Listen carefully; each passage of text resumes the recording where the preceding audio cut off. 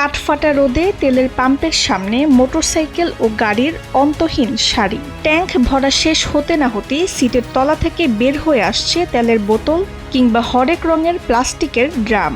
মধ্যপ্রাচ্যের যুদ্ধের খবর পৌঁছাতে না পৌঁছাতেই তেলের ট্যাঙ্ক পূর্ণ করার যেন হিড়িক পড়ে গেছে। এই যে বলছে না তেল লাইন বন্ধ করে দিয়েছে, এই কারণে মানুষের তেল যত লাগে 1 লিটার লাগছে 5 লিটার এখন বর্তমান নিজে ঘরে থেকে দিয়েছি ভবিষ্যৎ লাগবে বলে এই জন্য নিচ্ছে, বুঝছেন? এ দেখেন আমার তেল লাগে আজকে সর্বোচ্চ 2 লিটার, আমি নিয়েছি 5 লিটার, কারণ আমার সাথে লাগছে যেহেতু তেল পাচ্ছি না এই কারণে আমি নিচ্ছি।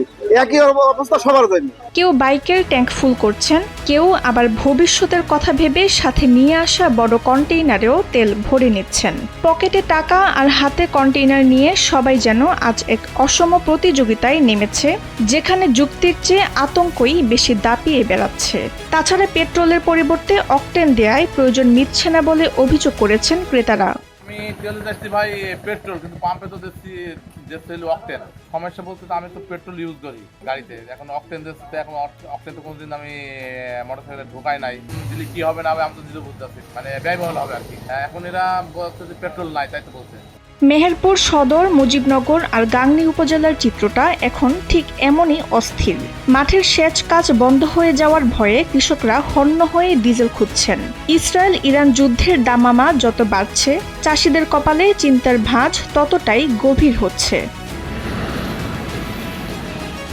মোটরসাইকেল আরোহীরা একবার তেল নিয়ে পাম্পের পাশ দিয়ে ঘুরে এসে আবারও লাইনে দাঁড়াচ্ছেন। পাম্প কর্তৃপক্ষ যখন নিয়ম করছে যে একবার 300 টাকার বেশি তেল দেওয়া হবে না, তখন সাধারণ মানুষের উদ্ভাবনী ক্ষমতাও বেড়ে যাচ্ছে বহুগুণ। রিফিল করি কিন্তু 300 টাকার বেশি দিচ্ছে না।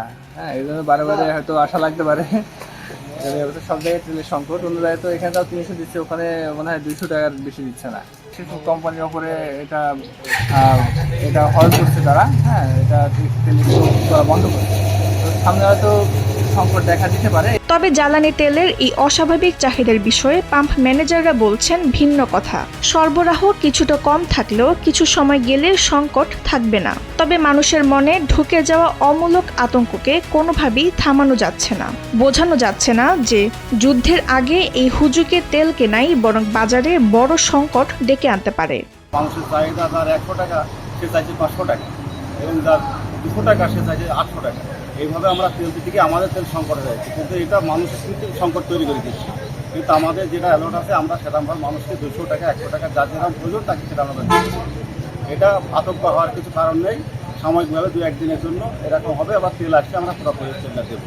ড্রাম হাতে মানুষের এই ছোটাছুটি কবে থামবে, নাকি হুজুগেই সব তেল ফুরিয়ে যাবে, সেই উত্তর এখনো অজানাই রয়ে গেছে। মেহেরপুর থেকে তৌহিদুদ্দৌলা রেজার পাঠানো তথ্যচিত্রে ডেস্ক রিপোর্ট তাসনিম হোসেন লিয়া।